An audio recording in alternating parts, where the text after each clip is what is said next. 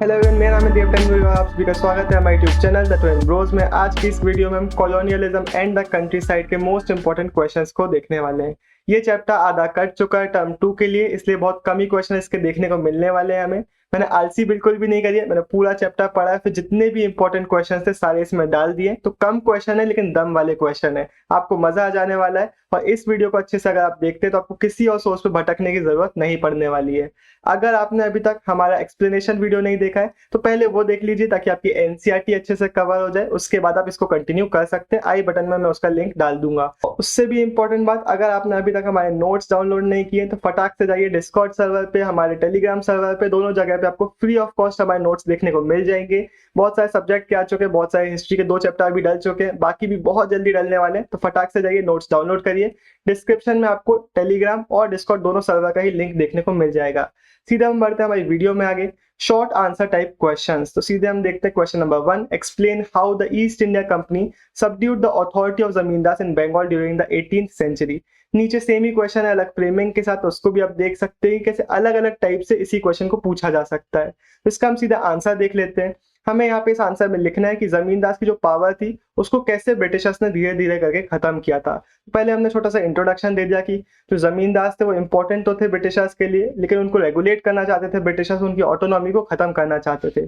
फिर हम एक्शंस लिख सकते हैं। सबसे पहले उनकी जो ट्रूप्स थी उसको डिसबैंड कर दिया गया था, उनकी जो कस्टम ड्यूटीज थी उनको अबॉलिश कर दिया गया था, उनकी कोर्ट को सुपरविजन में ला दिया था एक कलेक्टर के। तो ये हमें देखने को मिलने लगा था कि इनकी जो पूरी अथॉरिटी थी, इनकी जो लोकल लेवल पे पावर थी, अब जमींदासी खत्म होने लगी थी और ब्रिटिश ऑफिशियल्स की पावर बढ़ने लगी थी, ब्रिटिशर्स के हाथ में पूरी पावर जाने लगी थी। लास्ट में ब्लू कलर में मैंने थोड़ा सा और टेक्स्ट लिख दिया है। 3 मार्क का आंसर आता है तो जरूरी नहीं है आप इसको लिखें, आप इतने पॉइंट्स भी लिख सकते हैं, अच्छे से इनको एक्सप्लेन कर सकते हैं बुलेट पॉइंट्स बना के। नीचे मैंने इसलिए लिख दिया ताकि आपको सारी डिटेल्स पता हो। हमें देखने को मिला था कि जब भी कोई जमींदार रेंट पे नहीं कर पाता था, टाइम पे रेवेन्यू नहीं दे पाता था, तो हमें ये भी देखने को मिलता था कि ब्रिटिशर्स फटाफट ऑर्डर देते थे, फटाक से उसके डिस्ट्रिक्ट में जाओ, उसकी और उसके लोगों की जितनी भी पावर है उसको पूरी कैप्चर कर दो, उसको पूरी खत्म कर दो। तो ये हमें पूरा देखने को मिलता है। ऐसे हम और लॉन्ग आंसर्स में भी देखेंगे कि कैसे जमींदार से रिलेटेड क्वेश्चन आते हैं, तो यहाँ पे जो इन्फॉर्मेशन है वो आपकी वहां पे हेल्प करेगी। तो अब हम अगले क्वेश्चन को देख लेते हैं। Why was zamindari auction after the permanent settlement in Bengal, give reasons. तो बहुत सारे रीजंस हमारे सामने देखने को मिले थे। ये इसके आंसर में मैंने नोट्स का स्क्रीनशॉट डाला हुआ है। आप कोई सा भी क्वेश्चन उठा लीजिए, आपको नोट्स में हमारे उसके आंसर देखने को मिल जाएंगे, तो नोट्स डेफिनेटली चेकआउट कीजिएगा।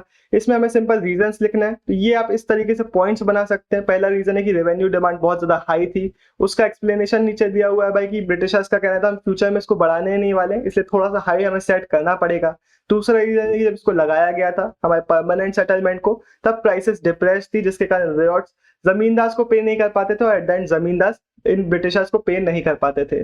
तीसरा रीजन आता है कि फिक्स्ड रेवेन्यू था, यानी कि प्रॉब्लम्स भी आती थी, कभी क्रॉप अच्छी नहीं होती थी तब भी रेवेन्यू उतना ही रहता था, जिसके कारण पेमेंट नहीं हो पाती थी। और चौथा रीजन आता है कि जमींदार की जो रेंट कलेक्शन की पावर थी उसको खत्म कर दिया गया था। अभी हमने देखा कि कोर्ट बंद कर दिए थे, उनकी ट्रूप्स डिसबैंड कर दी थी, तो ऑब्वियसली वो कलेक्ट नहीं कर पाते थे रेंट को। तो इस तरीके से आप पॉइंट्स बना के उसका आंसर लिख सकते हैं। तो ये आप नोट्स में चेकआउट कर सकते हैं। अगर आपने नोट्स पहले ही पढ़े तो जितने भी क्वेश्चन आगे आएंगे, किसी भी जगह पे आप क्वेश्चन देखेंगे, सारे क्वेश्चन के आंसर आपसे बन रहे होंगे। तो सिंपल सा लॉजिक है, पहले आपको एक्सप्लेनेशन वाली वीडियो देखनी है, फिर आपको रिवीजन के लिए नोट्स देखने, उसके बाद कोई सा भी क्वेश्चन उठा लीजिए, आपसे बन जाएगा। तो यही नोट्स का जो आंसर है वो मैंने यहाँ पे एक आंसर फ्रेमिंग की तरीके से भी लिख दिया है, तो आप इसको भी एक बार पढ़ सकते हैं कि कैसे आपको अपना आंसर फ्रेम करना होता है। सबसे अच्छा तरीका है भाई, ये मैंने पूरे पॉइंट्स लिख दिए, आप इसके लिए सब टॉपिक बनाइए, उसके बाद नीचे ये पॉइंट्स लिख सकते हैं। हमारा अगला क्वेश्चन आता है the evidence contained in the fifth report is invaluable, explain. नीचे थोड़ा सा एक अलग क्वेश्चन है, the argument and evidences offered by the fifth report can not be accepted uncritically, give reasons. मैंने दोनों का मिला के थोड़ा सा आंसर आगे लिख दिया है, तो इसको हम देख लेते हैं ताकि कैसा भी क्वेश्चन आए आपसे पूरा बन जाए। 1813 में ब्रिटिश पार्लियामेंट में इसको सबमिट किया गया था। हमें देखने को मिला था कि अब उस ब्रिटेन में भी बहुत सारे डिस्कशंस हो रहे थे, जो activities east India company India में कर रही थी। 1002 पेजेस की ये पूरी रिपोर्ट थी। इसमें हमें फिफ्थ रिपोर्ट थी इस पूरी सीरीज की, जिसमें इन एक्शंस को, इनकी एक्टिविटीज को लिखा जा रहा था। तो यही हमें देखने को मिलता है कि ब्रिटिश पार्लियामेंट में बहुत सारी डिबेट्स चल रही थी कि ईस्ट इंडिया कंपनी का जो काम चल रहा है वो सही नहीं चल रहा है, मिस एडमिनिस्ट्रेशन चल रहा है, इसकी जो एक्टिविटीज है वो हमारे ब्रिटेन नेशन को हेल्प नहीं कर रहा है, बल्कि सिर्फ और सिर्फ कंपनी के लिए फायदेमंद है। तो ये हमें देखने को मिल रहा था। फिफ्थ रिपोर्ट में बहुत सारी ऐसी चीजें जो हमें एक्सप्लेन करती है किस तरीके से एडमिनिस्ट्रेशन चल रहा था, क्या क्या चीजें थी हमारी इंडिया के साइड में, क्या क्या एक्टिविटीज की जा रही थी। लेकिन हमें ये भी देखना पड़ता है कि फिफ्थ रिपोर्ट इनवैल्यूएबल तो है, लेकिन इसको हम डायरेक्टली बिना क्रिटिसिज्म के एक्सेप्ट नहीं कर सकते, डायरेक्टली एक्सेप्ट नहीं कर सकते। हमारे जो हिस्टोरियंस है वो बहुत सारे अलग अलग सोर्सेज पर डिपेंडेंट रहते हैं। फॉर एग्जाम्पल बंगाल्स के जमींदार जो लोग थे और बाकी जो अलग आर्कीव्स देखने को मिलते हैं, जो रिपोर्ट्स देखने को मिलते हैं, इनको भी हमारे हिस्टोरियंस पढ़ते हैं ताकि इसको चेक किया जा सके, क्रॉस चेक लगाया जा सके। और उसमें हमें ये भी देखने को मिलता है कि फिफ्थ रिपोर्ट में बहुत सारी चीजों को एग्जैजरेट किया गया था। जैसे कि जमींदारी का जो कोलैप्स दिखाया गया था कि जमींदार एकदम से कोलैप्स हो गए थे, वो एक्चुअल में नहीं हुआ था, बल्कि जमींदार ने ऑल्टरनेटिव तरीके अपनाए थे इस अपने कोलैप्स को खत्म करने के लिए। तो कोलैप्स बहुत ज्यादा एग्जैजरेट करके इस फिफ्थ रिपोर्ट में बता दिया गया था। तो ये हमें देखने को मिलता है, इसको हम अनक्रिटिकली एक्सेप्ट नहीं कर सकते। तो ये पूरा आप आंसर पढ़ सकते हैं एक बार पॉज करके। हम बढ़ते हैं हमारे अगले क्वेश्चन के ऊपर। अगला क्वेश्चन हमारा आता है, how did zamindar manage to retain control over their zamindaris. तो अब हमारे सामने क्वेश्चन आता है कि जमींदार ने क्या वेज अपनाए थे अपनी जमींदारी को अपने अंडर में बचा के रखने के लिए। ब्रिटिशर्स ने तो उनको पूरा तबाह करने की कोशिश की थी, लेकिन हम तरीके देख लेते हैं कि कैसे इन्होंने खुद को बचाया था। तो वही नोट से मैंने स्क्रीनशॉट इसका भी डाल दिया है। चाहता तो मैं सारे ही आंसर नोट से निकाल के डाल सकता था, लेकिन मैंने एक दो ही डाले ताकि आपको आइडिया लग जाए कि नोट्स कितने वैल्यूएबल है। उसके बाद आप अपने आंसर फ्रेम खुद से कर सके। एक बार नोट्स को डेफिनेटली आप सभी को पढ़ना है। अब हम सीधे देख लेते हैं भाई इससे पॉइंट्स। आप पॉइंट्स बना के डाल सकते हैं। सबसे पहले ये लोग फिक्टिशियस सेल कर रहे थे, उसका एक्सप्लेनेशन यहाँ पे पूरा दिया हुआ है। हमें देखने को मिल रहा था कि सेल्स तो हो रही थी, लेकिन एक्चुअल में जो ऑक्शंस थे उसमें इन्हीं लोग मैनिपुलेट करके खुद के लिए लैंड खरीद लिया करते थे। बेसिकली होता क्या था, ऑक्शंस को मैनिपुलेट किया जाता था। ये इनके एजेंट्स जाके लैंड को खरीद लिया करते थे, तो इन्हीं की जमींदारी इन्हीं के एजेंट्स खरीदते थे, फिर पैसे देने से मना कर देते थे, फिर खरीदते थे, फिर पैसे देने के मना कर देते थे। तो एट द एंड 4-5 बार जब ये प्रोसेस रिपीट होता था, तो ये जो लैंड था वो बहुत सस्ते में बिक जाता था और इसी जमींदार को अपनी जमींदारी वापस मिल जाती थी। तो ये हमें पूरा देखने को मिलता था। इसके बाद कभी जमींदारी बिक भी जाती थी तो आउटसाइडर्स को एक्सेप्ट नहीं किया जाता था। ये आप अगला पॉइंट आप बना के लिख सकते हैं। हुआ करता था कि जिस नए जमींदार को लैंड बिका है उस पे लोग लठियाल लेके अटैक कर दिया करते थे, या फिर जो राइट्स थे वो भी कई बार एक्सेप्ट नहीं करते थे क्योंकि वो पुराने जमींदार से कनेक्टेड रहते थे। तो ये पूरे हमें पॉइंट्स देखने को मिलते हैं। इसको आप पॉइंट बना के इजीली आंसर लिख सकते हैं। अब हमारे सामने पहाड़ियास का पहले पूरा डिस्क्रिप्शन आ जाता है, उसके बाद हम देखेंगे संथल्स का डिस्क्रिप्शन। इन दोनों से 3 टाइप के क्वेश्चन मेनली आते हैं। एक कि इनका डिस्क्रिप्शन आप लिख दीजिए तो वो आपके पूरा सामने है। अगर आपको पूरा पढ़ने की जरूरत पड़ रही है तो पहले एक्सप्लेनेशन देख के आ जाइएगा। मैं यहाँ पे पूरा एक्सप्लेन नहीं करने वाला हूँ क्योंकि पहले ही कर चुका हूँ। अगर आपको थोड़ा बहुत भूल गए तो नोट्स आप पढ़ सकते हैं। यहाँ पे सिर्फ मैं आपको एक रिमाइंडर टाइप का दूंगा, फिर हम इससे रिलेटेड क्वेश्चन पे बढ़ेंगे। हाँ, अब वापस आते हैं किस टाइप के इसके क्वेश्चन आते हैं। एक क्वेश्चन आएगा कि आप पहाड़ियास के बारे में, संथल्स की लाइफ के बारे में एक्सप्लेन कर दीजिए। आप एक्सप्लेन कर दीजिए कि पहाड़ियास और संथल्स की लाइफ में क्या क्या कॉमन था, क्या क्या डिफरेंसेस थे। मेनली डिफरेंसेस आएंगे क्योंकि बहुत ऑपोजिट ये लोग थे। इसके बाद आपको क्वेश्चन आ सकता है कि पहाड़ियास की और संथल्स की कैसे ब्रिटिशर्स के अगेंस्ट फाइट हमें देखने को मिली थी। या फिर एक क्वेश्चन आता है कि पहाड़ियास और संथल्स के बीच में क्या फाइट थी। तो ये पूरा आपको आता है इससे। यहाँ पे अभी पूरा हम देखेंगे कि इनका डिस्क्रिप्शन क्या क्या है, इनकी लाइफ किस तरीके से थी। इसके बाद आगे क्वेश्चंस में हम देखेंगे कि पहाड़ियास की फाइट क्यों हुई थी ब्रिटिशर्स के साथ, संथल्स की क्या प्रॉब्लम थी ब्रिटिशर्स के साथ, इन दोनों के आपस में क्या प्रॉब्लम्स थी। तो यह पूरा पढ़ लीजिए। हमें यहाँ पे पूरा देखने को मिलता है कि लोग फॉरेस्ट में अपनी पूरी लाइफ बिताया करते थे। पूरा इनका जो सबसिस्टेंस था वो फॉरेस्ट से रिलेटेड ही था। राजमहल हिल्स में ये रहा करते थे, शिफ्टिंग कल्टीवेशन ये लोग प्रैक्टिस करते थे। यहाँ पे ये लोग hunters, shifting cultivators, food gatherers रहा करते थे, चारकोल प्रोड्यूसर्स थे, सिल्कवॉर्म रेयरर्स थे। तो ये पूरी लाइफस्टाइल इनकी फॉरेस्ट से लिंक थी और ये लोग आउटसाइडर्स को एक्सेप्ट नहीं किया करते थे। उसके रीजन हमने पूरे चैप्टर में देखे ही थे। तो इसको आप एक बार पॉज करके पढ़ सकते हैं। इसके बाद हमारे सामने आता है, सॉरी ये वाला नहीं, इसके बाद हमारे सामने आता है संथल्स का डिस्क्रिप्शन। संथल्स को भी यहाँ पे दमीनाई को रीजन दे दिया गया था 1832 में। ब्रिटिशर्स ने बोला था कि पहाड़ियास को तो हम कंट्रोल नहीं कर पाए, लेकिन संथल्स को हम लैंड दे देंगे और संथल्स हमारे लिए सेटल्ड एग्रीकल्चर करेंगे। संथल्स को ब्रिटिशर्स ने इनिशियली तो बहुत सपोर्ट किया था, लेकिन बाद में हम फाइट्स भी देखेंगे तो उसके रीजन हम आगे देखने वाले हैं। तो दमीनाई को इनको रीजन पूरा दे दिया गया था। उसके बाद दमीनाई को में इनकी बहुत ग्रोथ भी हुई, इनके बहुत सारे नंबर्स बढ़े, इनकी जो विलेजेस थे, इनकी जो पॉपुलेशन थी वो काफी ज्यादा इंक्रीज हुई और काफी सेटल्ड लाइफ ये लोग यहाँ पे जी रहे थे। पूरा डिफरेंस हमें देखने को मिलता है कि ये जो हमारे पहाड़ियास थे वो सेटल्ड कल्टीवेशन के एकदम अपोज में थे और जो हमारे संथल्स थे सेटल्ड कल्टीवेटर्स थे। यहाँ पे हमें देखने को मिलता है कि हमारे पहाड़ियास हो को रिप्रेजेंट करते थे और हमारे संथल्स प्लाव को रिप्रेजेंट करते थे। तो हो और प्लाव की पूरी वॉर हमें देखने को मिली थी इस चैप्टर में। इसको भी एक बार आप पढ़ लीजिए। अब इससे रिलेटेड हम क्वेश्चन आंसर्स देख लेते हैं। In what ways was the livelihood of Paharias different from the Santhals. तो यही डिस्क्रिप्शन अब हम यूज करने वाले हैं। तो पूरा हम देख लेते हैं। जो हमारे पहाड़ियास थे वो शिफ्टिंग कल्टीवेशन किया करते थे, संथल्स थे वो सेटल्ड एग्रीकल्चरिस्ट थे। जो हमारे पहाड़ियास थे उनकी पूरी की पूरी लाइफ हमारे फॉरेस्ट से कनेक्टेड थी। यहाँ पे एनिमल्स और फॉरेस्ट के बीच में इनका सब्सिस्टेंस पूरा चलता था। ये लोग सेटल नहीं हुआ करते थे बल्कि एक जगह से दूसरी जगह मूव करते जाते थे। जो हमारे पहाड़ियास थे उस सेटल्ड लोगों पे, प्लेन्स पीपल पे अटैक किया करते थे। अब हमें संथल्स का देखने को मिलता है कि बहुत जल्दी ब्रिटिशर्स के साथ ये लोग टीम अप कर गए थे और ब्रिटिशर्स को सपोर्ट भी कर रहे थे। अब ये लोग सेटल्ड एग्रीकल्चर को प्रमोट कर रहे थे। बाद में हमें फाइट्स देखने को मिली, लेकिन इनिशियली बहुत जल्दी सेटल्ड लाइफ में शिफ्ट हो गए थे हमारे संथल्स। इसके बाद हमें देखने को मिलता है कि आउटसाइड से रिलेशंस पहाड़ियास के बिल्कुल अच्छे नहीं थे, लेकिन ईस्ट इंडिया कंपनी के साथ संथल्स ने अच्छे रिलेशन इनिशियली बनाए थे। तो ये आप पूरा आंसर लिख सकते हैं। छोटा सा इंट्रोडक्शन दीजिए, पॉइंट्स लिखिए, कंक्लूजन लिखिए और इस तरीके का आपका पूरा 3 मार्क फुल हो जाएंगे। इसके बाद अगला क्वेश्चन हमें देखने को मिलता है वॉट वॉज दमीनाई को। सिर्फ इतना भी 3 मार्क के लिए आपके सामने आ सकता है, लेकिन मैंने पूरा डिस्क्रिप्शन दिया हुआ है इसलिए थोड़ा एक्स्ट्रा क्वेश्चन भी डाल दिए। Why did Santhal resist against Britishers, money lenders and zamindar during the 18th century, या फिर why did Santhals rebel against the British rule. तो इनमें से किसी भी तरीके से फ्रेमिंग के साथ आपको क्वेश्चन पूछा जा सकता है। आंसर हम पूरा देख लेते हैं। थोड़ा बड़ा लग रहा होगा क्योंकि मैंने 3 मार्क के 2-3 क्वेश्चन को कवर करके इस आंसर को पूरा बनाया है, इसलिए आपको ये थोड़ा बड़ा लग रहा है, लेकिन आप पूरा पढ़ लीजिए फिर कैसे भी क्वेश्चन आ जाए आपसे बन जाएगा। पहले पैराग्राफ में पूरा बताया गया है कि संथल को लैंड दे दिया गया था दमीनाई को 1832 में, उसको डिमार्केट किया गया था। इनसे बोला गया था कि आपको अगले 10 सालों में 1/10 इसका जो पोर्शन है उसको कल्टीवेट करना है, यहाँ पे सेटल्ड एग्रीकल्चर आपको करना है। तो इनिशियली इनका रिलेशन ब्रिटिशर्स के साथ काफी अच्छा था, लेकिन फिर हमें देखने को मिला कि संथल्स को पता चलता है कि भाई इनके साथ तो चीटिंग हो रही है। अब इनके साथ जो इनका लैंड दिया गया था वो इनके हाथों से निकल रहा है, क्योंकि जो स्टेट है वो इन पे ऊपर हैवी टैक्सेस लगा रहा है।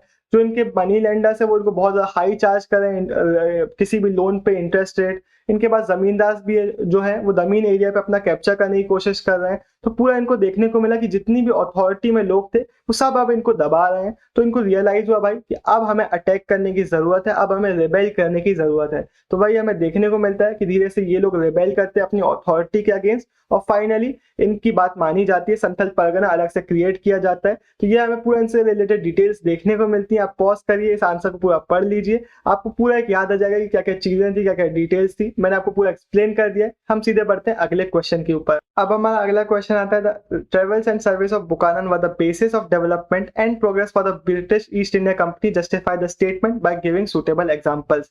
यहाँ पे हम सिर्फ इस आंसर को कवर नहीं करेंगे बल्कि बुकानन से रिलेटेड जितनी भी इंफॉर्मेशन है उसको पूरा मैंने कवर कर दिया है, ताकि कैसा भी बुकानन से रिलेटेड क्वेश्चन आ जाए वो आपसे बन जाए। वैसे एक और बात, मेरे जो सर थे इनको बुचानन बुलाते थे, तो मेरे को भी स्टार्टिंग में बुचानन बोलने की आदत थी। अब बुकानन बोलने में थोड़ा सा अजीब लगता है, लेकिन एक्चुअल में ये बुकानन ही है। इसके बाद हम पूरी इनकी डिटेल्स देख लेते हैं।